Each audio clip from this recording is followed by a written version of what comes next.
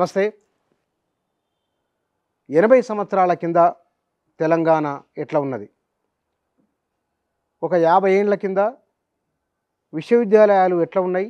తెలంగాణలో విద్యారంగం ఎట్లా ఉన్నది? సామాజిక రంగము, రాజకీయ రంగము, విద్యారంగము, ఈ 80 ఏళ్ల కాలంలో వచ్చిన మార్పులేమిటి? తెలంగాణ జనజీవితం ఎక్కడి నుంచి ఎక్కడి దాకా వచ్చింది? ఈ విషయాల గురించి తెలుసుకుందాం. ఈ 80 సంవత్సరాల తెలంగాణ జీవితంతో ముడిపడి ఉన్న, ఎందుకంటే వారి వయసు ఇప్పుడు 90 ఏండ్లు, ఒక 80 ఏండ్లు తీసుకుంటే కనుక 80 ఏళ్లలో వచ్చిన మార్పులు ఏమిటో తెలుసుకుందాం. ఆ అనుభవాలు పంచుకునేవారే ప్రొఫెసర్ మధుసూదన్ రెడ్డి గారు. వారు మన దగ్గర ఉన్నారు, వారితో మాట్లాడదాం. సార్ నమస్కారం. సార్, ఇప్పుడు మీకు 90 ఏళ్ళని నేను మీ పుస్తకం చూస్తే నాకు అర్థమైంది. బహుశా ఇది మరుపురాని జ్ఞాపకాలతో మీది ఒక పుస్తకం ఇది. అవునండి. ఇది ఇక్కడ మీరు నిజాం నవాబుని చూసినరా? గుర్తుందా మీకు? చూసిన. ఏది మీ ఒక అనుభవం చెప్పండి ఆయన గురించి. అంటే నేను హైదరాబాదు చదువుకోవడానికి 1946 వచ్చిన. 46. వచ్చి మొట్టమొదటి వచ్చినప్పుడు నృపతుంగ హై స్కూల్లో 5th చదివిన. నృపతుంగ హై స్కూల్ ఇక్కడ ఉంది, ఇది ఇస్లామా బజార్లో, ఇంగ్లీష్ మీడియం అది. దానికి ప్రధాన ఉపాధ్యాయుడు ఓడుపాచారి. అటువంటి ఉపాధ్యాయులు అది ఆయన నిర్వచనానికి ఆయన ఉదాహరణ. ఆయన నేషనల్ టీచర్ అవార్డు కూడా వచ్చింది కన్నడ. ఆయన ఉపాధ్యాయులు వస్తుందంటే అందరూ భయపడేది, నిలబడేది. పంతులే కానీ ఎవరే కానీ అంత అటువంటి డిసిప్లిన్ టీచర్ కోరు కనపడరు. ఆయన చూస్తే పిల్లలందరికీ భయపడేది. అటువంటి అక్కడ చదివిన 5th. తర్వాత మాకు ఊరిని చూసినప్పుడు మాకు హైదరాబాద్ వసతి లేదు. ఇవాళ హైదరాబాద్ మా ఊరికి ఇప్పుడు గంట సేపు బాట ఒక కార్లో. ఆయన హైదరాబాద్ రావడానికి 1 గంట 2 రోజులు పట్టేది మాకు. 2 రోజులు అంటే రోజు మొత్తం పట్టేది. అంటే మా వాళ్ళందరూ సర్వీస్ రాకముందు నడుచుకుంటూ వచ్చేది, బండ మీద వచ్చేది. ఎందుకంటే ఒరిజినల్గా మా ఊరు అత్తరాబల్దా ఉండే, షర్ఫ్ఖాస్. అత్రాబల్దా షర్ఫ్ఖాస్ నిజాం స్టేట్ లోపల 16 జిల్లాల లోపల, మరాఠవాడలో 5 జిల్లాలు, కర్ణాటకలో 3 జిల్లాలు, హైదరాబాద్ కర్ణాటక దాన్ని, తెలంగాణలో 8 జిల్లాలు. ఇప్పుడు హైదరాబాద్ అవుతుంది, దాన్ని అప్పుడు అత్తరాబల్దా అనేది ఒక జిల్లా. సూపర్ మెదక్. మాకు అంబర్పేట తహసీల్ మాకు, ఎందుకంటే మేము మా ఊరు అప్పుడు అంబర్పేట తహసీల్ కింద వచ్చేది. మీ ఊరి పేరు చెప్పలేదు. శివనగూడెం మండలం. ఇప్పుడు మండలం మరిగూడెం. అప్పుడు మండలాలు లేవండి. ఓకే. అంబర్పేట పరిధిలో అంబర్పేట తహసీలు. దాన్ని అంబర్పేట సెరికి అంటే తూర్పు, సెరికి అంటే తూర్పు, మగిరిబ్ అంటే పడమట, తూర్పు ఉండే. అంబర్పేట తహసీల్ మాకు. ఏ పనికి హైదరాబాద్కి రావాలి, పెద్ద రావాల్సిన అవసరం ఉండకపోయేది. ఎందుకంటే ఏం ఉండకపోయేది అంతా. ఎందుకంటే నిజాం నవాబు 1930 లోపల ప్రాంతం లోపల ల్యాండ్ సర్వీస్ చేసింది. ల్యాండ్ సర్వీస్ సెటిల్మెంట్ అయింది. అటువంటి పకడ్బందీ సర్వే ఇంతవరకు జరగలే హైదరాబాద్ స్టేట్ లోపల, ఇండియా లోపల. ఇండియాలోనే బ్రిటిష్ ఇండియాలో జరిగి ఉండొచ్చు, కానీ దీనికి హైదరాబాద్లో అదే సర్వే ఆధారం. వాళ్ళని సర్వే చేసి మొత్తం నక్షాలు, ప్రతి గ్రామానికి నక్ష, సర్వే నెంబరు, దాని విస్తీర్ణం, గుట్టలు, పొరంబోకులు, మన తర్వాత ఇక్కడ రాళ్ళు రప్పాలు ఉంటే అన్నీ ఉండే దాని కొరకు. రాయిరాన్లు, బంచరాయిలు అన్నీ చేసి ఆయన పెట్టిండు, సర్వే చేయించిండు. ఈ పెద్ద డిజిటల్ సర్వే అంటున్నారు కానీ పెడతారు కాదు, ఎందుకంటే ఈ సర్వే లేదు ఇప్పుడు. తర్వాత ఇవాళ ఒక్కొక్క ఎకరం కూడా కమతాలు ఉన్నాయి, అది కూడా చేయవచ్చు, కానీ లాభం లేదు. ఇప్పుడు అయిపోయింది. ఆ రోజు జరిగింది అది. అద్భుతమైన సంస్కరణ అది. అయితే నవాబును చూడడం ఎప్పుడు తటస్థించింది మీకు? నేను హైదరాబాద్లో 46 వచ్చినప్పుడు చదువుకునేది. అప్పుడప్పుడు ఆయన చూడాలంటే మన ఈ ఆబిడ్ తాజ్మహల్ కాడ నిలబడేది. మేము నిలబడితే ఆడ కనపడేది మాకు ఆయన. ఓపెన్ టాప్ కార్లో, అంటే టాప్లెస్ కార్లో పోయేది. మన రూమీ టోపీ పెట్టుకొని పోయేది ఆయన. దారుణసభకు పోయేది ఆయన. పోయి అక్కడ వాళ్ళ తల్లి కాదో ప్రార్థన చేసినట్టు వచ్చేదట. చూసిన ఆయన 2 సార్లు. కాన్వాయ్ ఎట్లా ఉండేది ఆయనది? పెద్దగా కాన్వాయ్ ఉండకపోయేది ఆయనకు. ముందల ఒక్కటే కార్లో పోయేది. ముందల కొంత అర్ధగంట ముందలంతా పోలీసు పకడ్బందీ. హైదరాబాద్ జనాభా అంతా 2 లక్షల జనాభా. ఆఫీస్ షాప్ మొదటి మార్కెట్, సిదంబర్ బజారు, నాయపులో లెఫ్ట్ మళ్తే దాల్చాప అంతే మళ్ళీ వచ్చేది. కనుక భయం లేకుండా ఆ రోజు. ఇవాళ ఇవాళ ఇవాళ బ్లాక్ కార్డ్స్ లేకుంటే ముఖ్యమంత్రి గారు బయటకు వెళ్తలేడు. ఆయన బ్లాక్ కార్డ్స్ లేరు, అవ్వలేదు. పోలీసు వాళ్ళు అంటే ఒక కట్టె ఉండేది అంతే, లాఠీ. తర్వాత మీకు ఆర్మీ రిజర్వ్ అప్పుడు బయట కనపడేది, ఏమైనా లాఠీ ఉన్న పోలీసు కనపడేది అంతే. ఆడికి వాడే భయం. తర్వాత ఈ 1948 వరకు కూడా పోలీస్ సెక్షన్ వరకు కూడా ఈ ఇదైతే ఉందో కోటి ప్రాంతం మొత్తం, బడిచెవిడి, కోటి, సమయ బజారు, కన్సాం మార్కెటు, ఇవన్నీ బ్రిటిష్ రెసిడెన్సీ కింద ఉండే ఇవన్నీ. ఉంది కదా కోటి. అవును. ఆ రెసిడెన్సీ ఉండే, అక్కడ ఉండే బ్రిటిష్ రెసిడెంట్ ఉండేది, వాళ్ళ కింద ఉండేది. అక్కడ నిజాం అధికారం ఉండకపోయేది అక్కడ. సో ఇప్పుడు సుల్తాన్ బడిచెవిడి అనుకోండి, సమయ బజార్ అనుకోండి, తర్వాత కన్సాం మార్కెటు, అదంతా ఉంటే అక్కడ ఈ మీటింగులు అన్నీ ఫ్రీడమ్ మూవ్మెంట్, పండిత్ నరేంద్రజీ, ఆయన పెద్ద ఆర్య సమాధిస్తూ, రామానంద తీర్థ, వీళ్ళ ఉపన్యాసాలను అక్కడ జరిగేదన్నమాట. మీరు అటెండ్ అయిన వాటికి? ఆయన నాకు జ్ఞాపకం ఉంది. తాను తీవ్రంగా మాట్లాడే వాళ్ళు, కానీ మాకు అర్థం కాకపోయినా కానీ ఉత్తేజం వచ్చేది మాకు. అప్పుడు హైదరాబాదులో విశేషం ఏంటంటే, చదువుకున్న వాళ్ళందరూ కన్నడ బ్రాహ్మణులు లేకుంటే మన మహారాష్ట్ర బ్రాహ్మలే. తెలంగాణ వాళ్ళు చదువుకోలేదు, తెలంగాణ బ్రాహ్మణులు లేరు. ఉన్న కర్ణాలందరూ వాళ్ళ ఊళ్ళలోనే ఉండేది. వాళ్ళకి పెద్దగా వాళ్ళు కూడా చదువు రాకపోయేది. చదువుకున్న వాళ్ళు ఎవరే అంటే మహారాష్ట్ర బ్రాహ్మలు, కన్నడ బ్రాహ్మలు అంతే. తర్వాత కొంతమంది తెలుగు చదువుకున్న తెలుగు తెలంగాణ సొసైటీ లోపల సాతాన్ వాళ్ళు ఉండేది, వాళ్ళు కొంత చదువుకున్న వాళ్ళు. సాతాన్ వాళ్ళు. కొంతమంది బీసీఎల్ చదువుకున్న వాళ్ళు. అగ్ర కులాలకు పెద్ద చదువు లేదు. ఎందువల్ల?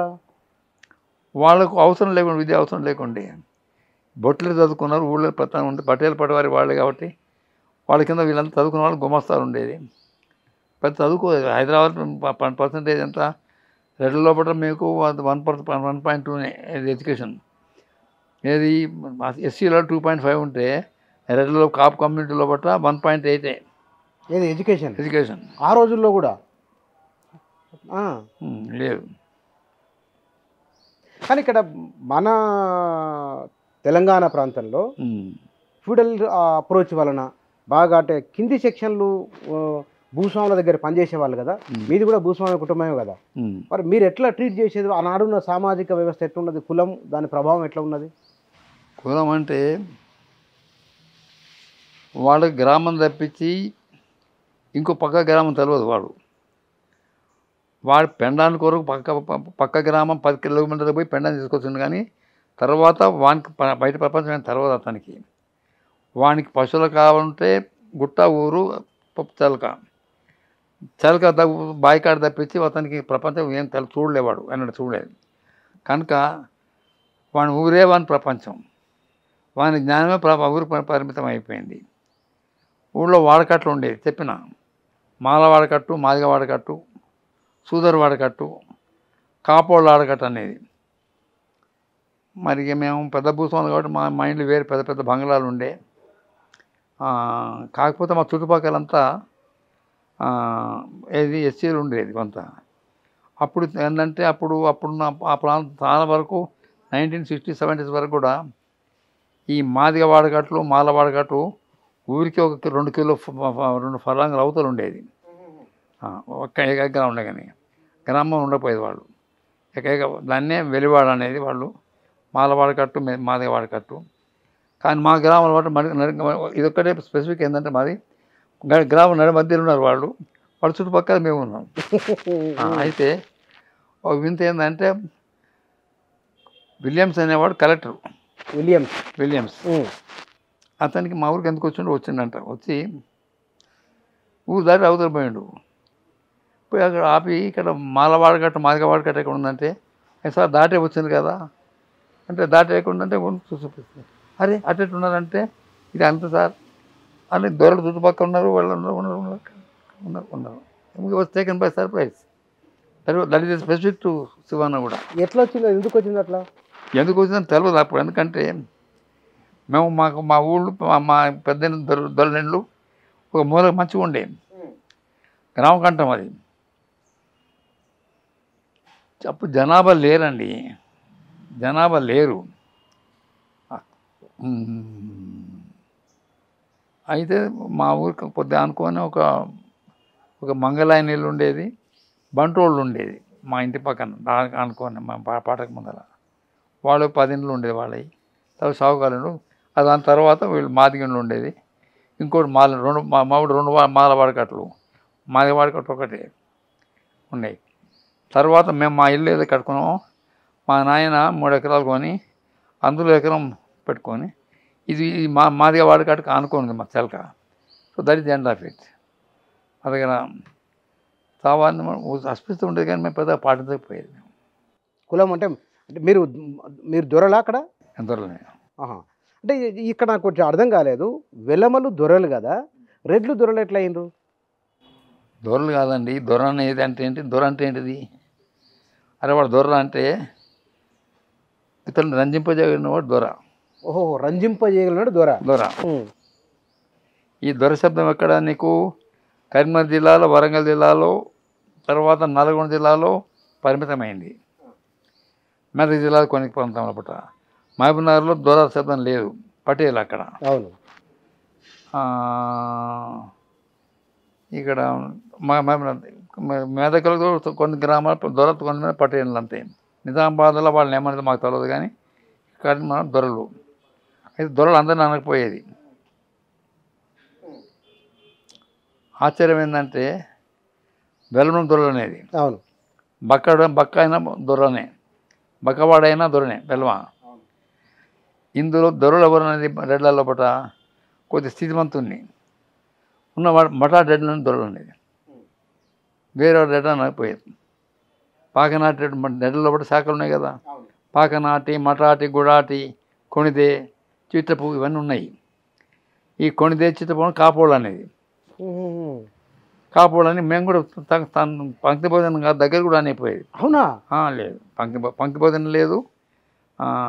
సరే మ్యాట్రిమోనియల్ అంటే అసలు విధవా సంబంధాలు అసలు ఆలోచన లేదు. పంక్తి భోజనాలు కూడా వాడు జీతాలు ఉండేది వాళ్ళందరూ. ఈవెన్ దో రెడ్డి అప్పుడు ఎట్లని పదం లేకుండా అండి, మేము కాపోళ్ళే, వాళ్ళందరూ కాపోళ్ళు అనేది. అయితే మీకు ఒకటి చెప్తున్నా, కాపు వలస రెడ్డి సామెత గుర్తే కదా, కాపు వలస రెడ్డి అనేది. రెడ్డి అనే శబ్దం ఎప్పుడు చూస్తుంది, మీకు ఐడియా ఉందా? రెడ్డి అనే శబ్దం నాకు కొంత ఉందిగా, నాకు చెప్పండి ఎప్పుడు వచ్చింది? 1920 జనాభా లెక్కల 21 అన్నారు. మరి అప్పుడు కాపులనే ఉన్నారు. రెడ్డి అనేది కులం కాదు. అవును, కులం కాదు. రెడ్డి అనేది ఒక ఆఫీసు. అవును. రట్టోడి, రాష్ట్రకుటులు, రట్టడి, రట్టడికము, రెడ్డి, రెడ్డికము. అవును. అయితే వీళ్లకు 1022 ADల ఈస్టర్న్ చాళుక్యన్ రాజులు, అప్పుడు కుసుమాయుధుడు రాజు వాడు, వాని కాలంలో బట్ట మొట్టమొదటిలో గ్రామాన్ని ఆయనకి ఇచ్చిండు, భూస్వామికి ఇచ్చి వాని మీద వానికి రట్టడికం ఇచ్చిండు వానికి. ఎందుకంటే తినకుండా ఉన్నవాడు. వాని కింద వచ్చేసి వానికి అది కొంతకాలం క్రమేణా వంశపారమైంది. అది సామాన్యం ఇండియాలో పట్ట. మరి వాడు ఎక్కడ పెళ్లి చేసుకోవాలి? మరి వాడు బలిసిన వాడికి చూస్తారు కదా, బక్కవాడిని చూడడు. అవతల రట్టడి అవతల వాడు. So from out of Kapu community నీకు ఒక స్పెసిఫిక్ వచ్చింది, అది వాళ్ళు రెడ్ లైన్ లేకుండా అందుకొరకే సామెత ఏంది, కాపు బలిసే రెడ్డి అని. అట్లా వచ్చింది కాపు బలిసే రెడ్డి అని. So social certification is very take time, but జరిగింది. కానీ ఇక్కడ సార్ తెలంగాణలో ఉన్న ఒక అంశము అంటే మీరు నిజాం నవాబును చూడడం, మీకు ఆపరేషన్ పోలో కూడా గుర్తే ఉంటుంది, మీకు జ్ఞాపకం ఉంటుంది. అంటే మేము మాకు ఊళ్ళల్లో ఉన్నాం కాబట్టి మాకు అప్పుడు రేడియో లేదు, బాటలు లేవు. పోలీస్ యాక్షన్ జరిగిన 3 రోజులు మాకు జరిగింది, మాకు తెలిసింది. 3 రోజుల తర్వాత తెలిసింది ఆపరేషన్ పోలో పూర్తి అయినాక నిజాం నవాబు పోయిండు, దిగిపోయిండు అనేది. ఊళ్ళో రేడియో లేదు, పాత పత్రికలు లేవు, ఎట్లా తెలుస్తుంది? ఎవరి ద్వారా తెలిసింది మీకు ఆ విషయం? ఎట్లా వచ్చిందో మాకంటే అప్పుడు నాకంటే 10 ఏళ్ళు, నాకు 13 ఏళ్ళు. ఎట్లా తెలిసినాక ఆ రోజు మా ఊళ్ళో పోలీస్ స్టేషన్ ఉంది. 1885 నుంచి 1959 వరకు ఉంది. ఎందుకు ఉందో తెలియదు. ఆ పోలీస్ స్టేషన్ కింద 75 గ్రామాలు, ఆడ 25 మంది పోలీస్ ఫోర్స్ ఉండే. ఒక రహమతుల్లా అని ఒక అమీన్ సాబు కచ్చీర్ సాబ్, పెద్ద కచ్చీరు, దాని 200 అంతస్తు మీద వాడి మీద ఉండేది అంత జనాన అంతా కింద ఒకటి దొంగ క్రిమినల్స్ పట్టుకొస్తే పెట్టడానికి 2 నరలు వేరే ఉండేది. మంచి బంతి చూడటానికి అందంగా ఉండేది. కచ్చీరు ఎదురుగా పెద్ద అరుగు ఉండేది, పెద్దది. అది 12 బై 12, ఒక 3 ఫీట్ల ఎత్తు, 2 మెట్లు ఎక్కి దాని మీద వాడు కూర్చేసుకొని కూర్చునేది. దాని పక్కనే చిలకేశ్వర చెట్టు ఉండేది. అది చూడడానికి చాలా అందంగా ఉండేది. అయితే ఇక దాన్ని అనుకొని మా పొలాలు ఊరి ముందర మా పర్యకాల పొలం, మా ఊళ్ళే పర్యకాలు అంటే మీకు తెలియదు. మా ఊరి స్పెసిఫిసిటీ ఏంటంటే రాచకొండ గుట్టలకు అంత రాసిన అంత తూర్పు ఉంటుంది అన్నమాట. అక్కడ నీళ్ళు అప్పుడు మీద వాడక తక్కువ, మీద మోటార్లు లేవు, ధర నిలబడకపోయేది కనుక ఆ నీళ్ళన్నీ ఇక్కడ బయటకు వచ్చేది అనమాట. పర్యకాలు వచ్చినాయి. మాకు ఎండాకాలం మే నెలలో కూడా అప్పుడు నీళ్లు బారేది పొలాలు. అటువంటి ఊర్లో ఉంది సుభక్యం ఊరు. అక్కడ ఆయన ఉండేది. ఆ రహమతుల్లా బిడ్డ ఫాతిమా మేము చదువుకునేది. మీ క్లాస్మేటా? క్లాస్మేట్ అంటే నాకంటే 2 ఏళ్ళ చిన్న పిల్ల. అంటే చదువుకున్నదంటే అక్షరాలు నేర్చుకుంది అంతే. ఉర్దూ అంతే, తెలుగే. తెలుగేనా? కానీ సార్ ఇక్కడ తెలంగాణలో నిజాం నవాబు, జమీందారులు, జాగీర్దారులు, ఈ జమీందారులు జాగీర్దారులు రెడ్లే ఎక్కువ ఉన్నారు. రెడ్ల మీద ఫైట్ చేసింది రెడ్లే. భీమిరెడ్డి నరసింహారెడ్డి. చాలామందికి అర్థం కాదు. జాగీర్దారులు తుర్కవాడే జాగీర్దారులు. తెలంగాణలో పుట్ట మీకు సంస్థానాధీశ్వరులు 14 సంస్థానాలు ఉన్నాయి. గద్వాల, జటప్రోలు, వనపర్తి, నంచర్ల, గోపాల్పేట, నారాయణపురం, నారాయణపురం, పాల్వంచ, తర్వాత దోమకొండ ఉన్నది, దోమకొండ, దొంతి, తర్వాత పాపన్నపేట, తిరునేపల్లి, ఇవి తర్వాత ఆదిలాబాద్ కూడా ఉండే. ఇవన్నీ సంస్థానాలు. అవి ఎప్పటి నుంచి వచ్చి స్థానకాల నుంచి వచ్చినాయి. వాళ్ళు ఏమన్నా వాళ్ళు అక్కడ రెవెన్యూ వాళ్ళే వసూలు చేసేది. ల్యాండర్ వాళ్ళ చేతులు ఉండగా రెవెన్యూ వాళ్ళే చేసి సర్కార్కి ఇంత కట్టే పేష్కష్, దాన్ని పేష్కష్ అనేది అనమాట. ఇంత రెవెన్యూ ఇంత భాగంగా కట్టేది. వాళ్ళ దగ్గరికి నిజాం దాంతో పోయేది. జాగీర్దారులలో కూడా 3 రకాలు ఉన్నారు. పాయగాదారులు ఉన్నారు. పాయగాదారులు అంటే those are blood relations of Nizam. ఒక్కొక్కరు 50 గ్రామాలు అంటే సంస్థాన గ్రామాలు ఉన్నాయి వాళ్ళకు. కానీ గ్రామాలు ఒక్క దగ్గర లేవు వాళ్ళకు, ఎందుకంటే మళ్ళీ ఉంటుందని. ఔరంగాబాద్లో 10 గ్రామాలు, గుల్బర్గాలో 20 గ్రామాలు, ఎక్కడెక్కడ గ్రామాలు ఉండే పాయగాదారులు. అంటే నిజాం నవాబుకు ఎవరైతే రక్త బంధువులు వాళ్ళకే ఉండే పాయగాదారులు వాళ్ళు. ఇప్పుడు వికారుద్దీల్లా ఇదైతే ఉందో, ఇది మా ఇల్లు ఉందో, దీని పేరు దావుద్ మా ఇల్లు, వాడు పెద్ద పాయగాదారు. దావుద్ జంగ్ పాయగాదారు. తర్వాత జాగీర్దారులు. మరి దాని కూడా ఇంకో 2 జాగీర్దారులు ఉండేవి. సో ఇట్లా జాగీర్దారు సిస్టమ్. అయితే వాళ్ళు నిజాంకు రెవెన్యూ మాత్రం సేమ్, శిస్తు మాత్రం ఒకటే. శిస్తు ఒకటే ఎక్కడ పోయినా. శిస్తు వస్తే వాళ్ళకి తీసుకొని తర్వాత వాళ్ళు ఉంచుకునేది, వాళ్ళు ఉండేది. పెద్ద హైదరాబాద్లో ఎంత జనాభా 1,00,000 జనాభా అంత ఉండే, అంతే. పెద్ద దేవుడీలు వాళ్ళకి అందరికీ. 30 ఎకరాలు, ఈ చుట్టూ కాంపౌండ్ వాళ్ళు, నౌకర్లు, సాకర్లు, మామిడి తోట, చెట్లు అన్నీ ఉండేది. బాగా అనుభవించిన వాళ్ళు. అవును. నేను అనేది ఏం సార్ అంటే తెలంగాణలో నిజాం వ్యతిరేక పోరాటం అంటారు 48లో, దాన్ని ఆపరేషన్ పోలో. అంటే దీంట్లో భూస్వాములు కూడా ఉన్నారు కదా, వాళ్ళని ఎందుకు? అక్కడనే చెప్తున్నాను. ఇది మొట్టమొదలు 1946 వరకు ఇక్కడ నీకు కమ్యూనిస్ట్ పార్టీ ఉద్యమం లేదు, పార్టీ లేదు ఇక్కడ. 1946 వరకు రజాకారులు లేరు. 46లో బట్ట వాళ్ళు కొంత వచ్చింది. ఏది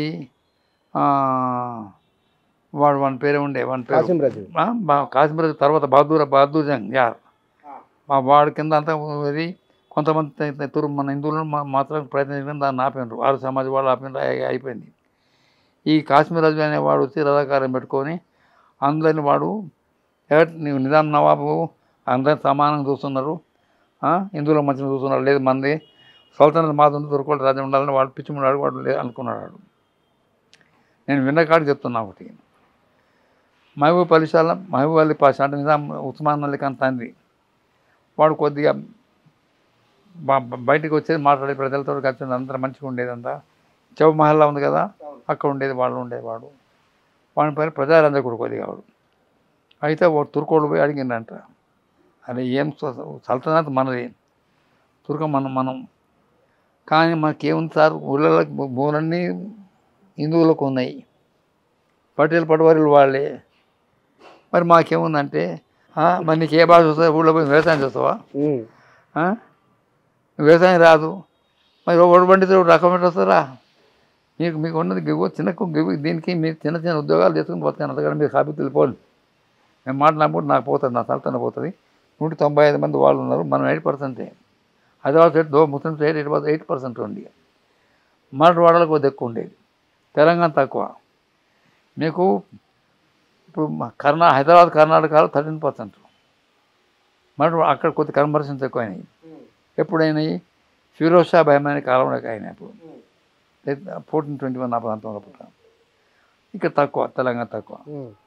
తో బహదూర్ రాజ్యం ఫెయిల్ అయిపోయాడు. తర్వాత కాసిం రాజు వచ్చిండు. అప్పుడు వాడిని ఎదుర్కోవడానికి ఎవరు, ముళ్ళగోడోళ్ళు మాదిగోళ్ళు, వాళ్ళకి ఏం తెలుసు, వాళ్ళ దగ్గర కట్టెలు లేవు, ఏమీ ఉన్నాయి. వాళ్ళంతా ఎంత చదువుకున్న వాళ్ళు, కొద్దిగా ఎంత అక్షర జ్ఞానం ఉన్నవాళ్ళు నడుస్తుంది. భూస్వామి ఒక 250 ఎకరాలు 3 ఎకరాలు ఉన్నది. వాళ్ళు ఎవరు మిడిల్ క్లాస్ రెడ్లు. ఈ వరంగల్లో నీకు దేశాయి రెడ్లు, దేశముఖ రెడ్లు ఎక్కువ ఉన్నారు. పింగిరి వాళ్ళు, అవును, విష్ణు రామచంద్ర 40 గ్రామాలు ఆయన. తర్వాత దేశాయి రెడ్లు, జనార్దన్ రెడ్డి 1,65,000 ఎకరాల భూస్వాములు వాళ్ళు పింగిరి వాళ్ళు. తర్వాత ఆత్మకూరు దేశాయులు, కంఠాత్మకూరు వాళ్ళు అన్నమాట. అక్కడ కొద్దిగా రెడ్లు దేశాయులు ఉంది. ఈ నల్గొండ జిల్లాలో వాళ్ళు పెద్ద ధనగం వరకు ఉండరు, వాళ్ళు యువతలు లేరు. యువతలో 1000 ఎకరాలు ఉన్నారు. మనం 1000 ఎకరాలు 2000 ఎకరాలు భూస్వాములు చాలామంది ఉన్నారు, కానీ వాళ్ళకి జాగిర్దారు పోతానికి ఏం లేడు. కనుక అది అర్థం చేసుకోవాలి. అయితే ఈ 46 ఆ ప్రాంతంలో పట్ల ఎడ్యుకేషన్ కొద్దిగా వచ్చింది.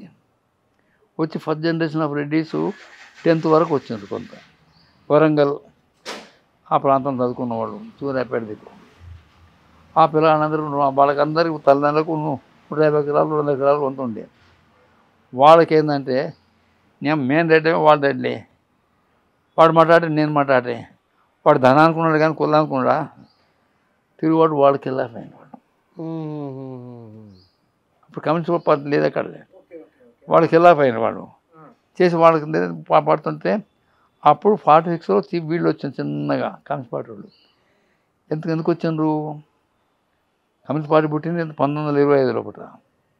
హైదరాబాద్ స్టేట్లో వాడు ఉనికి లేదు. నీకు హైదరాబాద్ స్టేట్ ఉంది, స్టేట్ కాంగ్రెస్ ఉంది 39లో. ఇండియాలో పుట్టిన కమ్యూనిస్ట్ పార్టీ 1925 వాళ్ళు లేరు. రెండో ప్రపంచ కాలం పాటు వాళ్ళు they were in favour of British. తర్వాత నిజాంకు వాళ్ళకు సపోర్ట్ చేసిన వాళ్ళు ఇష్టం ఉండాలి, ఎందుకంటే వాడు ఉంటే మనం పెడతాను అని వాడు అది కూడా ఉంది వాళ్ళది. అయితే ఈ స్టేట్ కాంగ్రెస్ వాళ్ళు నిజాంకు వ్యతిరేకంగా పోరాడండి 1946 నుంచి 45 వరకు. ఇక్కడ ఈ సూర్యాపేట ప్రాంతం, వరంగల్ ప్రాంతం లోపల నేలమర్రి అని ఉంటుంది, సూర్యాపేట దిక్కు. అక్కడ వాళ్ళు క్యాంపులు పెట్టుకొని కొంత కొట్లాడినరు చేసిండ్రు. అయితే 48 లోపల నీకు 1949లో చైనా లోపల అది వస్తుంది, 48లో దగ్గర పడ్డది, ఇక్కడ పుట్టింది. అయితే 1948 లోపల రణదివే అని పిటి రణదివే పీసీ. అయితే ఆయన 1948లో కలకత్తా లోపల ఒక రెజల్యూషన్ పాస్ చేసిండ్రు. ఏది? Armed struggle is the only way to liberate. ఎందుకు జరిగింది అది? 1948 లోపల జాదవ్నోవ్ అని రష్యా లోపల ఉండే కమ్యూనిస్ట్ కామింటాన్ అంటే కమ్యూనిస్ట్ ఇంటర్నేషనల్, మొట్టమొదటి కమ్యూనిఫర్మ్, అది కమ్యూనిస్ట్ ఇన్ఫర్మేషన్, తర్వాత కమ్యూనిస్ట్ అయింది. అక్కడ స్టాలిన్ డైరెక్ట్గా పెట్టకుండా వీళ్ళ ద్వారా చేసేదన్నమాట. So in Russian perception as China was liberated peasant community, they thought that entire East Asia is ripe for revolutionary insurrection. So వస్తుందని ఇది ఇది ఇది ప్రాసెస్ అయితే అయితే 48 పెట్టి వచ్చిండు ఆయన. ఇండిపెండెన్స్ ఎప్పుడు వచ్చింది మనకు 47లో. నెహ్రూ గారు ప్రైమ్ మినిస్టర్ ఎప్పుడు అయ్యిండు 46 ఇంటర్నల్ ప్రైమ్ మినిస్టర్ అయింది కదా. తర్వాత 47 ఆయన ప్రైమ్ మినిస్టర్ అయ్యిండు. ఆయన ఉదార లిబరల్, సమాజంలో మార్పు కోరినవాడే. కానీ ఈ was not in favour of Chinese model. అదంతా దానికి ఆయన అనుకూలంగా లేడు. అనుకూలంగా ఎట్లుంటారు, ఎవరు ఉండరు. చదువుకున్నవాడు ఓడు దానికి ఉన్నాడు అనుకోని. అయితే 48లో ఎప్పుడైతే పెట్టిండ్రో ఆయన, హైదరాబాద్ లిబరేట్ అయిపోయింది. అందరూ అంటారు సర్దార్ పటేల్ జబట్ అయిందని. అట్లా కాదు. సర్దార్ పటేల్ పోతే ఓన్లీ హోమ్ మినిస్టర్. ఈరోజు క్యాబినెట్ డిసిషన్ ప్రైమ్ మినిస్టర్కి చెప్పకుండా. కాకపోతే ఏంటంటే Sardar Patel was more aggressive. Home minister వచ్చేసి నెహ్రూకు చెప్పకుండా కొద్దిగా ఆర్మీ ఆర్మీ పంపిండు. నెహ్రూ గారు మంచిది, ఆయన ఏంటంటే ఇంకొక కొంతకాలం పడతాయి, తొందరపడి బదనాం కావద్దని ఆయన చేసిన. అప్పటికి స్టాండ్ అగ్రిమెంట్ ఉంది. అవునవును. అయితే ఉంటే లేదు ఇక్కడ అరాచకాలకు పోతున్నాయని కేఎం మున్షి ఉండే ఇక్కడ రెసిడెంట్ జనరల్. అవుతుందంటే వాళ్ళు అప్పుడు తొందరపడి తొందర చేసినంత అయిపోయింది, రిబలేషన్ అయిపోయింది. So credit went Sardar all right, nothing to power. So నేను కటే could not have done without support of Nehru. But ఇంతవరకు అయితే ఈ ఎవరైతే రెడ్లు ఎవరైతే ఉండరో నిజాం యాంటీ వ్యతిరేకంగా, అప్పుడు కమ్యూనిస్ట్ పార్టీ వాళ్ళు చేరిండ్రు. పుత్తలపల్లి సుందరయ్య అక్కడ, మన ఇంకా ఇద్దరు కమ్మోళ్ళు ఉండే, వాళ్ళ పేర్లు ఉన్నాయి. పుత్తలపల్లి సుందరయ్య, రాజేశ్వరరావు ఉన్నాడు, బతుకు ఉన్నాయి, లావు వాళ్ళందరూ చిన్నగా. దేవులపల్లి వెంకటేశ్వరరావు ఇక్కడ ఇక్కడ ఇక్కడ తెలంగాణ వాళ్ళు అక్కడ చూసుకుంటారు. ఎవరు ఆంధ్ర కమ్యూనిస్ట్ పార్టీ వాళ్ళు ఇక్కడ పెత్తనం. దేవులపల్లి వెంకటేశ్వరరావు, రావినారాయణ రెడ్డి ఇద్దరు ఇక్కడ లీడర్లు. భీమిరెడ్డి నరసింహారెడ్డి కూడా, భీమిరెడ్డి గారు నరసింహారెడ్డి పిల్లగాడు. అయితే మరి టాప్ లీడర్లు రావినారాయణ రెడ్డి, దేవులపల్లి వెంకటేశ్వరరావు. అయితే 48లో వాళ్ళు వచ్చి చూసుకున్న అవకాశం, అది ఇక్కడ ఉంది అంటే ఫీలింగ్ ఉంది, త్వరబడి మనం పెట్టుకుందాం వాళ్ళకి వచ్చింది.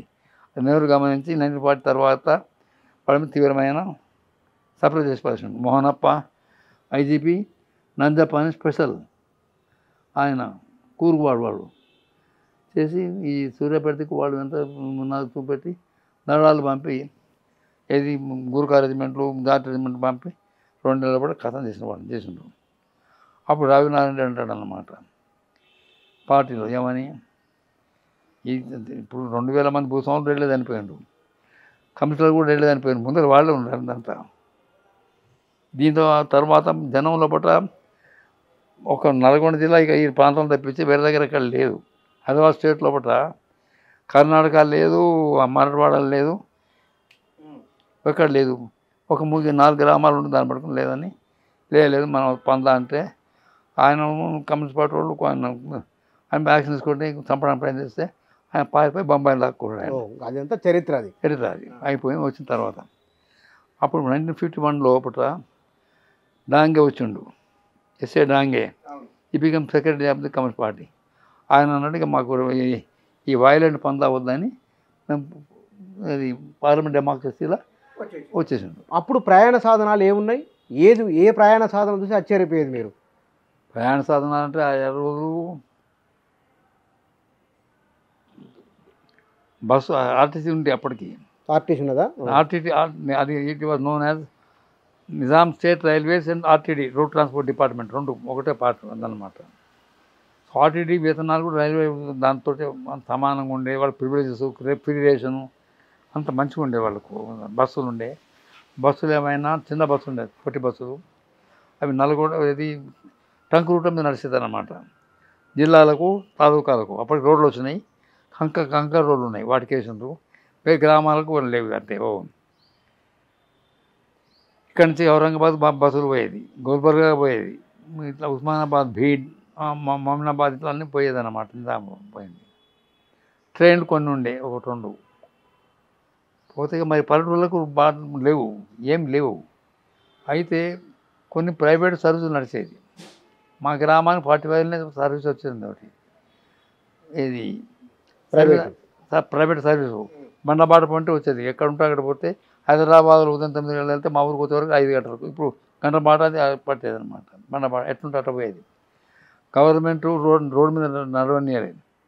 No private service was allowed to collect time మన ticket and run on the road అనమాట. రోడ్డు మీద ఉండి వీళ్ళు ఎవరు ఉండాలి? గవర్నమెంటే, అంతే. మన్నాపల్లి ప్రైవేట్ వాళ్ళకి అవకాశం లేదు. లేదు లేదు లేదు లేదు స్ట్రిక్ట్. తర్వాత 48 లోపల పోలీస్ స్టేషన్ ముందర there were economic sanctions. Petrol రానియారు నెహ్రూ గారు. అప్పుడు ఏం చేయాలి? అంతకు బొగ్గుతో నడిపేది అనమాట. బొగ్గు బండ్లు పెట్టుకొని సిగ్గుడుకొని బొగ్గు ఉంటే సింగరిని బొగ్గుతో నడిపేది. ఇంత నడపడానికి స్టార్ట్ చేసిన మాత్రం బొగ్గు ఉండే, పెట్రోల్ కరువు ఉండేది అంత. అది కానీ మీరు మనం మొదటి సాధారణ ఎన్నికలు గుర్తున్నాయా? ఆనాడు ఎన్నికల వాతావరణం, రాజకీయ పార్టీల నాయకుల ఎట్లుంటుంది, వాళ్ళ ఆలోచన ఏమిటి? వాళ్ళ నల్గొండ జిల్లాలో పట్ల కమిషన్ల ప్రాబల్యం ఎక్కువ ఉంది. కాంగ్రెస్ ఉండ్రి కానీ జనంలో పట్ల మరి అప్పటికి, ఎందుకంటే బికాస్ ఆఫ్ ఏ మూమెంట్ తోటి వరంగల్, ఖమ్మం ఈ ప్రాంతంలో పట్ల సిపిఐది కంకి కొడవలు గుర్తు వాళ్ళది. అది కాంగ్రెస్ పార్టీది కాడెద్దలు గుర్తు చాలా ఉండేది.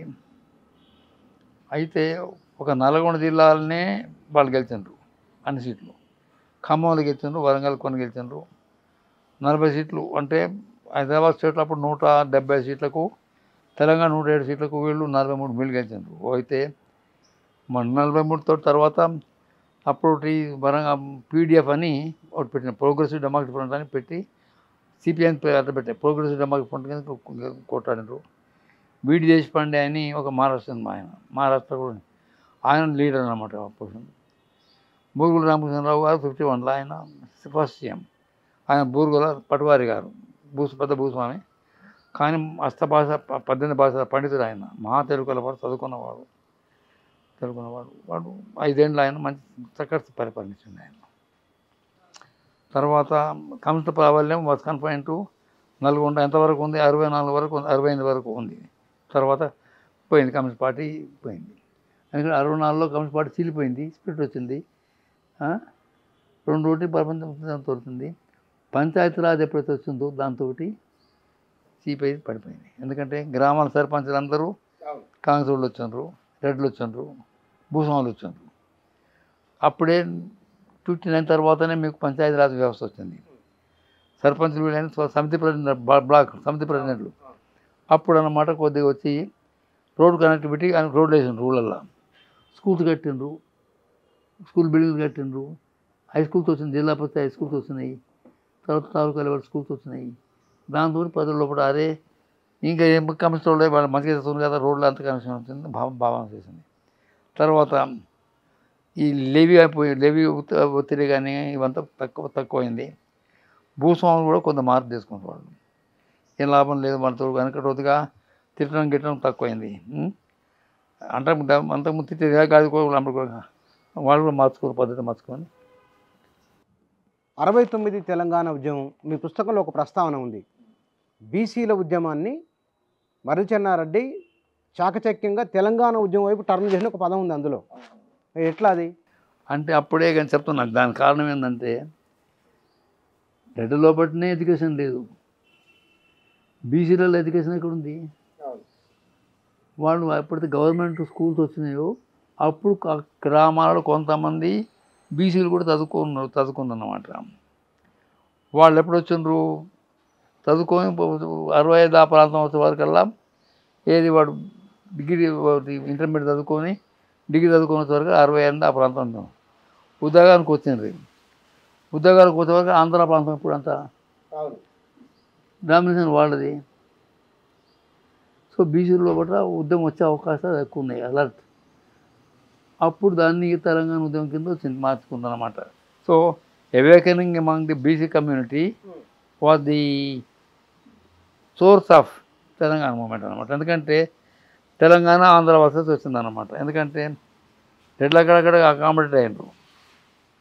పంతులు కానీ ఊళ్ళలో పంతులు ఎక్కువ వాళ్ళే, సబ్ ఇన్స్పెక్టర్లు, మళ్ళీ ఫస్ట్ జనరేషన్ రెడ్డిగా చదువుకున్న వాళ్ళు కదా. సో ఊళ్ళో పంతులు, సబ్ ఇన్స్పెక్టర్లు, విఎల్డబ్ల్యూలు, గవర్నమెంట్ డిపార్ట్మెంట్లో అక్కడ కానీ అతనితో వాళ్ళు లేదు. ఎప్పుడైతే వీళ్ళు వచ్చిండ్రో వచ్చేవరకల్లా లేబర్ లేట్ కమ్మటు డిన్నర్ లేట్కి పోతే ఉంటుంది, ఏం కనపడదు కదా. అప్పుడు వాళ్ళకు అసంతో వచ్చి వాడు తయారవ్వాలి. అప్పుడు ఆంధ్ర తెలంగాణ పండుగ అది ఫస్ట్ శబ్దం అనమాట. దాన్ని ఇది తెలంగాణ జరుగుతుందని దాన్ని అటు పోయింది అది. కానీ ఎన్టీ రామారావు 80లో వచ్చిన తర్వాత 83లో వచ్చిన తర్వాత తెలంగాణకు జరిగిన అనుకూల వ్యతిరేక అంశాలు ఏమేమి ఉన్నాయి అంటే సోషల్ స్ట్రక్చర్ కూడా దృష్టిలో పెట్టుకొని చెప్పండి. అయితే ఎన్టీ రామారావు ప్రధానంగా రావడం కారణం ఏంటంటే Congress party all India level ఇంకా వేరే వాళ్ళు పార్టీ ఎవరు లేరు. నెహ్రూ గారు, తర్వాత మేడం గాంధీ గారు, వాళ్ళు అనుకున్న వాళ్ళు ముఖ్యమంత్రులు, పోయిన వాళ్ళు వాళ్ళే ఉన్నారు. So national parties was that was known as Congress party dominant parties అని మైరన్ వీనర్ చెప్పిండు. సో ఇష్యూస్ అని పార్టీ లెవెల్ సాల్వ్ అయిపోయేది అనమాట. అయితే 78లో చెన్నారెడ్డి గారు వచ్చినాక ఆయన దింపిండు, ఆయన పాపులర్ గెలిచిన్నాడు. ఏది కాంగ్రెస్ పార్టీ చీలిపోయింది 78లో. ఆమె 78లో చేయి గుర్తుడు వచ్చింది. ఆమె వచ్చినప్పుడు 170 సీట్లు వచ్చినాయి. ఇక్కడ వాళ్ళకి వస్తే ఆంధ్రప్రదేశ్లో 290 సీట్లు వచ్చినాయి. వస్తే వాళ్ళు అనుకుంటారు ఇదేందిరా, మేము మా అమ్మకేస్తే గీళ్ళు వచ్చింది మరి రేట్ల అందరు వేసి మా అమ్మకేసినాం. Indira Gandhi became the mother of darling of Indian masses. 71లో బంగ్లాదేశ్ వారు ఆయనకి ముఖ్యం. మీరు 72లో పట్ల ఒక మలుపు ఏంటిదంటే పివి నరసింహారావు గారు మే 3 నాడు భూసోసులు చట్టం తీసుకొచ్చిన ఒకటి, most radical reforms in India. దాంతో ఈ భూస్వామి వర్గం అందరూ భయపడి పూర్తి నమ్మకం భూమి దక్కించుకొని పోయింది. లోపల చాలా మార్పు జనం లోపల వచ్చింది, నమ్మకం వచ్చింది. మనకు కాంగ్రెస్ పార్టీలో మాకు ఉందని వచ్చి వచ్చింది. 78లో పోయినాక ఆయన గెలిచినాక ఆయన ఉన్నది ఆంధ్రలో ఉన్నదే కదా. మరి ఈనాడు పత్రిక అప్పుడు వచ్చింది గుర్తున్నా మీకు, రామోజీరావు గారు 74 అనుకుంటా, 77. ఆయన చందారావు కింద కమ్మ ఇదంతా. అప్పుడు చిన్న కమ్మ వర్సెస్ ఇది వచ్చింది. కమ్మలకు ఉంది మరి అంత రెడీ ఉంది కదా, మాకు రావాలి కదా అని Eenadu became the mouthpiece of Kamma committee. అయితే ఈ ఇన్స్టేబిలిటీ వచ్చి చెన్నాడి గారు, తర్వాత ఆయన అంజయ్య, తర్వాత భవన వెంకటరామరెడ్డి, విజయభాస్కర్ రెడ్డి 83 వచ్చేవరకల్లా జనంలో ప్రయాసం అవుతుంది. వాడప్పుడు ఎన్టీ రామారావు గారు వచ్చిండు. ఇదంతా ఏందని ఈ was president by cleverly by Eenadu. కొంత ఖర్చు అయినాక వాడు ఉన్నాడు ఉండేవాటి నాకెందుకు నాకు పైసలు పోతున్నాయంటే ముళ్ళపూరి చంద్రప్రసాద్ ఆయన కొన్ని కోట్ల రూపాయలు ఇచ్చి ఉండాలని. సో 83లో వచ్చిండు ఆయన. అప్పటికి జనానికి తెలియదు తెలంగాణలో కూడా ఖమ్మంలో చదువువాళ్ళకు ఖమ్మ ఉంటారు చదువుతూ ఎన్టీ రామారావు ఖమ్మం చదువువాడు సినిమా యాక్టర్ గ్రామర్ కింద వచ్చిండు. అక్కడ ఆంధ్రాలో వచ్చిండు. తెలంగాణ ఆయనకు 40 సీట్లు వచ్చినాయి. ఆయనకు నల్గొండ జిల్లా ఆయనకు రాలేదు. వచ్చి అయిపోయాక ఆయన రాగానే చేసింది ఏంటంటే కొన్ని ఫస్ట్ అబాలిషన్ ఏది మన గ్రామ విలేజ్ పటేల్ పటవారి వ్యవస్థ దాంతో అప్పటికే పటేల్ పటవారి వ్యవస్థ దిగిపోయింది. ఏం లేదు, పటేల్ వాళ్ళకి ఏం లేదు, అయిపోయింది దిగుతాం. కానీ ఒకటి ప్రపగానికి అక్కడ వచ్చింది. ఎందుకంటే పటేల్ పటవారికి పని అయిపోయింది. ఎందుకంటే రెవెన్యూ లేదు, గ్రామాల్లో కూడా మారిపోయినారు. అంత పాత వాళ్ళందరూ పోయినారు, అంత గుమస్తా పటవాళ్ళు ఉన్నారు, వాళ్ళంతా మారిపోయినారు. ఆయన వచ్చింది కానీ అబ్బా చేసింది అనుకున్నాడు వాడు. తర్వాత 2 బల్కిలో బియ్యం పెట్టినవాడు. పెట్టేవాళ్ళకి ఈ బియ్యం very popular among the urban masses. వచ్చి తెలంగాణలో అప్పటికి వచ్చింది, అయిపోయింది. అయినాక ఆయన కాలం బాగానే ఉండే. 89లో కానీ మళ్ళీ ఓడిపోయిన వాడు ఏది మన కాంగ్రెస్ పార్టీ వచ్చింది. 95లో మళ్ళీ ఒకసారి వచ్చిండు ఆయన. మళ్ళీ తిరుగు మెజార్టీ వచ్చి చేసినాక ఆయన లక్ష్మీపార్వతితో అడ్వాంటేజ్ తీసుకొని చంద్రబాబు వచ్చిండ్రు. అంతవరకు తెలంగాణలో కూడా ఆంధ్ర మీద పెద్ద వ్యతిరేకత లేకుండే. ఎప్పుడైతే చంద్రబాబు వాళ్ళు వచ్చిండ్రో ఫస్ట్ టైం చిన్న ఖమ్మం వర్గం కృష్ణా జిల్లా గుంటూరు జిల్లా వాళ్ళు వచ్చి హైదరాబాద్ చుట్టూ భూమి కొనడం మొదలుపెట్టిన వాళ్ళే. మీకు పేరున లేదు కావూరి హిల్స్ అని పేరున్నదా? కావూరి హిల్స్. ఓ తర్వాత చుట్టుపక్కల మనకేం మనకు భూములు ఉన్నాయి కానీ వాళ్ళు కొన్నారు. సర్కారు అదే ఎందుకు మన దగ్గర వచ్చి వాళ్ళు కొనుక్కుని మనలో ఉండవుతుందని contradiction in source of all consciousness ఎప్పుడైనా. ఓకే, అంటే 80లో స్టార్ట్ అయ్యి ఇక అది తెలంగాణ ఉద్యమాలు వచ్చే వరకు వచ్చింది. చంద్రబాబు నాయుడు కాడికి వచ్చే వరకల్లా ఎక్కువైపోయింది. మనం మీరు ఒక 50 ఏళ్ళుగా విశ్వవిద్యాలయాలను ఉన్నత విద్యను చూస్తున్నారు కదా. విశ్వవిద్యాలయాలు ఆనాడు పరిశోధనలు ఎట్లా ఉన్నాయి, ఇవాళ ఏమిటి పరిస్థితి, ఎందుకు ఇట్లా అయింది? ఉస్మానియా 1919 వచ్చింది, ఉర్దూ మీడియం. అలా పరిశోధన అనేది కాన్సెప్ట్ లేదు, పాఠం చెప్పడమే కాన్సెప్ట్. ఇంగ్లీష్ పుస్తకాలు ఉర్దూలో ట్రాన్స్లేషన్ చేస్తే 10 రూపాయలు ఇచ్చేదని చేసుకొని చెప్పిండ్రు. 48 ఉర్దూ మీడియం పోయి ఈ 50లో ఇంగ్లీష్ మీడియం వచ్చింది. వచ్చేవరకు ఎవరు తుర్కోళ్ళు వాళ్ళకు ఇంగ్లీష్ చెప్పరాదు, ఇది తుర్క మీడియం వాళ్ళకు అంతా. అప్పుడు మరి చిన్నగా ఉస్మానియా యూనివర్సిటీ అవకాశాలు పెరుగుతున్నాయి డిపార్ట్మెంట్లో. ఎవరు వచ్చిండ్రు? ఆంధ్ర వాళ్ళు వచ్చిండ్రు, అరవ బ్రాహ్మణులు వచ్చిండ్రు, అంత ఆంధ్ర బ్రాహ్మణులు వచ్చిండ్రు. మద్రాసు యూనివర్సిటీ బిఆర్ఎస్ తోటి ఆ యూనివర్సిటీ వాళ్ళు వచ్చింది చిన్నగా. సరే పర్టికులర్ సైన్సెస్ లోపల physics, chemistry, botany, zoology, chemistry, botany zoology Hyderabad కాయస్తులు వచ్చిండ్రు. Surya Bhagavantam was first vice chancellor, అంతకుముందు అలియావరం ఉండే వచ్చింది. సూర్య భగవంతం వాజ్ బ్రాహ్మణ ప్రముఖ ఈస్ట్ గోదావరి. ఆయన వచ్చేసి మొత్తం తొగోజి పగోజులు నింపాడు. తొగోజి పగోజు నింపుతాయినా తూర్పుగోదావరి, పశ్చిమ గోదావరి అంతా. దాంట్లో కూడా మరి స్మార్తుల వైష్ణవ ఉంటాయి బ్రాహ్మణులు. ఓ వాళ్ళందరూ మొత్తం ఈ సైన్స్ డిపార్ట్మెంట్లు, ఇంజనీరింగ్ డిపార్ట్మెంట్ మొత్తం వాళ్ళు వచ్చేసిండ్రు. ఒక సోషల్ సైన్సెస్లో తెలుగులో మన లాంగ్వేజ్లో మనవాడు వచ్చారు. అంటే మీ డిపార్ట్మెంట్ అంటే అన్ని డిపార్ట్మెంట్లు జనరల్గా ఏది ఎకనామిక్స్ జాగ్రత్త అనుకోండి. ఇక్కడ కొంతమంది మన ఫస్ట్ జనరేషన్ చదువుకున్న వాళ్ళు ఉన్నారు కాబట్టి మేము 56 ఆ ప్రాంతం నుంచి వచ్చారు. 56 నుంచి 60 వచ్చే వరకల్లా డిఎస్సీ గారు 56లో డిఎస్సీ గారు వచ్చారు. వాళ్ళు 13 ఏళ్ళు ఉండే వయసు ఉండే ఆయన. 50 నుంచి 69 వరకు ఉస్మాన్ యూనివర్సిటీ ఆ రోజులలో 6 నెలలు ఎవరికి ఎదిగినారో ఆయన కాలం ఉన్నది. ఆయన మంచి మంచి ప్రొఫెసర్ని తీసుకొచ్చిండు.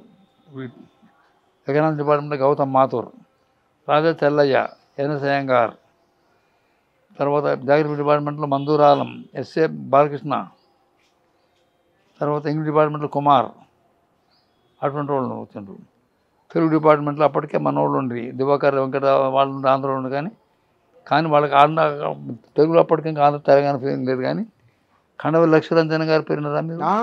ఆయన తెలంగాణ వాడు, బాలచక్ర ఆయన తెలంగాణ కండవల్లి లక్ష్మీరంజన్ ప్రఖ్యాతమైన కవి. అయ్యో, ఆంధ్ర చరిత్ర సంస్కృతి రాసింది ఆయనే కదా కండవల్లి లక్ష్మీరంజనం.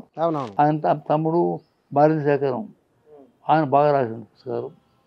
తర్వాత దివాకర్ అప్పుడు వచ్చినాక కొంత ఉండే, కానీ తెలుగులో కొంత వచ్చింది. ఎప్పటికీ శ్రీనారాయణ రెడ్డి, బిద్దురాజు రామరాజు వచ్చింది కాబట్టి దానికి తర్వాత పోయింది. కానీ వాళ్ళ ఆధిపత్యం ఫిజిక్స్, కెమిస్ట్రీ, మ్యాథమెటిక్స్, ఇంజనీరింగ్లో వాళ్ళది ఎక్కువ ఉండే. సోషల్ సైన్స్ కొద్దిగా తక్కువ ఉండే వాళ్ళది. సో కొద్దిగా లోపల అంతా లీనంగా ఆంధ్ర తెలంగాణ ఫీలింగ్ అయితే ఉండే అప్పటికి. అందుకోసకే మీకు ఒకసారి 81లో ప్రొఫెసర్లు కొట్టిన గ్యాప్ ఉందా? గొడవైందని తెలుసుగా నాకు.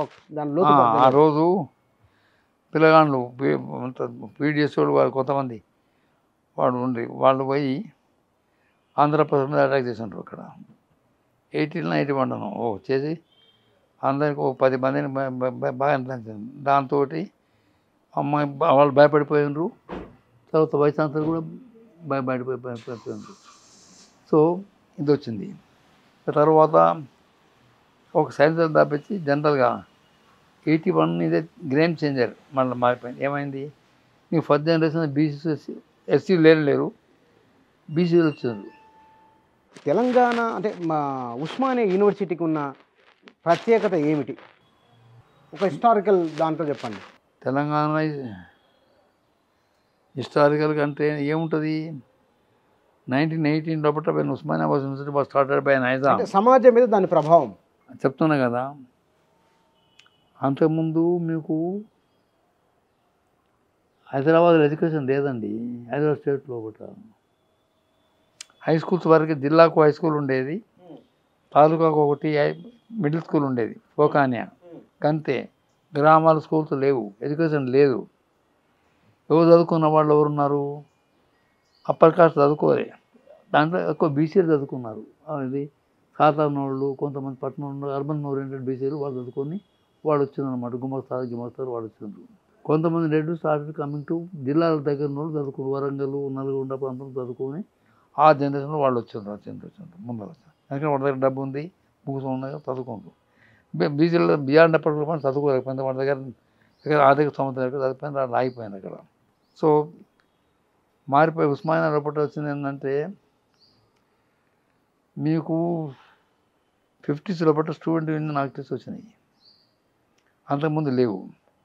మీకు 1950s లోపల 3 powerful unions, ASF all state union అండి, CPI united and NSUI communist వాళ్ళది, 2 వెరీ పవర్ఫుల్ గ్రూప్స్.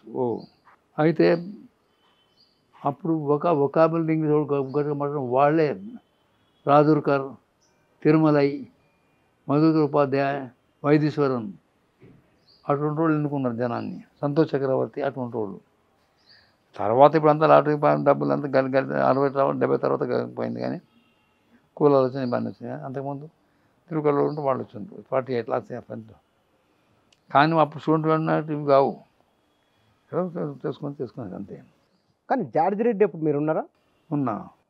అంటే మీరు తెలుసా అసలు ఏం జరిగింది అప్పుడు యూనివర్సిటీలో? నాకు జార్జి పెంచు నాకు తెలియదు, కానీ పరిచయం లేదా మీకు? అంటాడు. అయితే మేము ఆర్ట్స్ కాలేజ్ ట్రాన్స్ఫర్ అయినప్పుడు ఉన్నాను 71. స్టూడెంటా? లేదు, ప్రొఫెసర్, అప్పుడు లెక్చరర్. కానీ మీరు లెక్చరర్? అంటే మీ స్టూడెంట్ ఆయన కాడు, ఆయన ఫిజిక్స్ వాడు. అదే ఫిజిక్స్ వాడు, ఫిజిక్స్. అతను స్టూడెంట్ అక్కడ. మీరు లెక్చరర్ అప్పటికే? నేను లెక్చరర్. అయితే వాడు కొద్దిగా వాయిలెంట్ మనిషి. నాకు తర్వాత తెలిసిందంటే వాడు వెరీ వాయిలెంట్, అదంతా కొట్టేది చేసేదంతా. వాడు కడపవాడు వాడు. వాడి అన్న సిరిల్ రెడ్డి, ఇంకోటి వాడు పంజాబ్లో డీజీపీ. కడపవాళ్ళు వీళ్ళు, క్రిస్టియన్స్ అనుకుంటా. ఎందుకో మరి నాకు విన్న కాడికి నేను మా ప్రొఫెసర్ రామకృష్ణ గారిని తర్వాత వైస్ ఛాన్సలర్ అయింది ఆయన. ఇద్దరు స్కూటర్ మీద పోతున్నాం. 5 గంటలకు పోతుంటే ఆ ఇంజనీరింగ్ కాడ పెద్ద పోలీసు ఉంది, 200 మంది పోలీసు వాళ్ళు వీళ్ళు అది కూడా మాకు తలవలేదు. తెల్లారి పేపర్ చదువుతుంది, రాజకీయ మర్డర్ అయింది. తర్వాత కాలం తెలిసింది ఏంటంటే వీళ్ళు ప్లాన్ చేసిందన్నమాట. ABP group, RSS group. వీడుంటే మన ప్రమాదం అని చేసి వాడిని కావాలని డెలిబరేట్గా చేసి వాడు అక్కడ వచ్చినప్పుడు ఇంజనీరింగ్ కాలేజీకి ఆస్తుంటే చంపేశారు. చంపిన వాళ్ళ పేరు తర్వాత నాకు తెలిసింది. వాళ్ళు ఖర్చు ఒప్పు స్వయంగా మేము చంపాము సార్. ఒప్పుకున్నారా? వాళ్ళు చెప్పారు పరిచయం. అప్పటికి స్టూడెంట్స్ వాళ్ళు స్టూడెంట్సే. తర్వాత ఎప్పుడు 70 తర్వాత ఈ ఉన్నాడు కదా, ఈ ప్రభాకర్ రెడ్డి ఉన్నాడు కదా, ఈ మినాలో ఒకడు ఆడ అది అక్కడ పరిచయం, గ్రూప్ వచ్చి పరిచయం అని సోదరు అంటే సార్ మేమే చేసినాం సార్ అని. వాడి పేరు మర్చిపోయి ఇప్పుడు మారుతి అని ఉండేవాడు, లఖన్ సింగ్ వాడు ఒప్పుకున్నాడు. ఆ రోజుల్లో వాళ్ళు ఎవరు లేరుగా ఇప్పుడు. మీరు పొలిటికల్ సైన్స్ ప్రొఫెసర్గా ఇవాళ రాజకీయాలపైన మీ కామెంట్ ఏమిటి? దీన్ని చెప్పేది దేశవ్యాప్తంగా రాజకీయాలు దిగజారిపోయినాయి. ఒక ఐడియాలజీ బేస్డ్ ఎథిక్స్ ఉండేది. కాంగ్రెస్ పార్టీ 2000 వరకు కరప్షన్ ఉండే.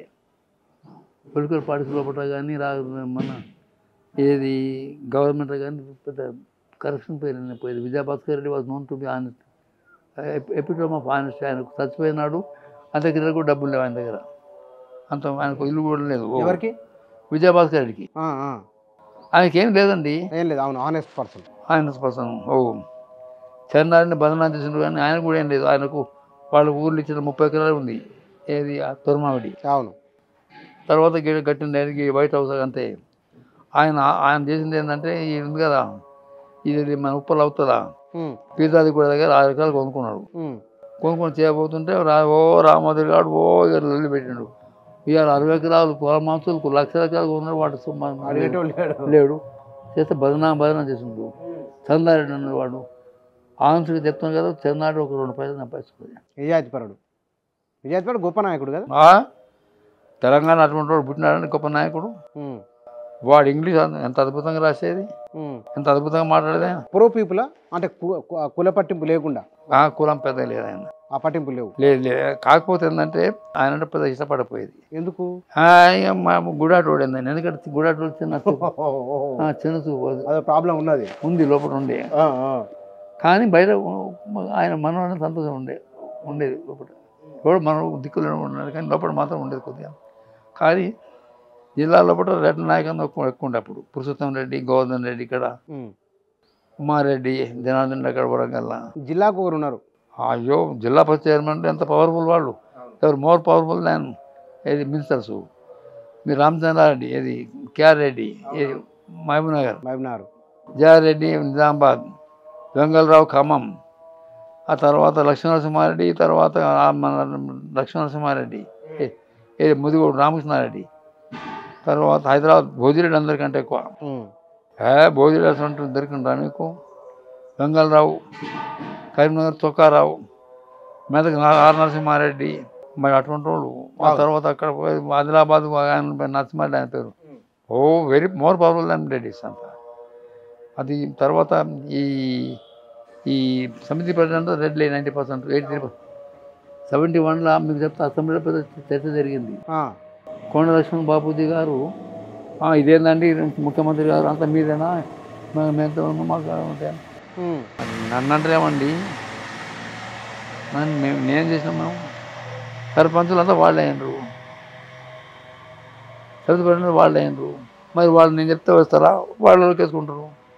కాకపోతే ఏంటంటే ఉన్న దాంట్లో పొలాలను మేము పెట్టుకోవాలని చెప్తాం. కానీ పొలాలను నేను నాన్న రెడ్డి చేస్తే వాళ్ళు వదిలేరు. కనుక this no way for us way. So Konda Laxman Bapuji 70% అన్నాడు. 80sలో వచ్చింది రెడ్లే వచ్చిండు, 90 మన రెడ్లే వచ్చిండ్రు. ఇప్పుడు చంద్రశేఖరరావు గారు వచ్చి ఇంత చెప్పినా కానీ ఊళ్ళో మళ్ళంతా ఎవరు వచ్చిండ్రు?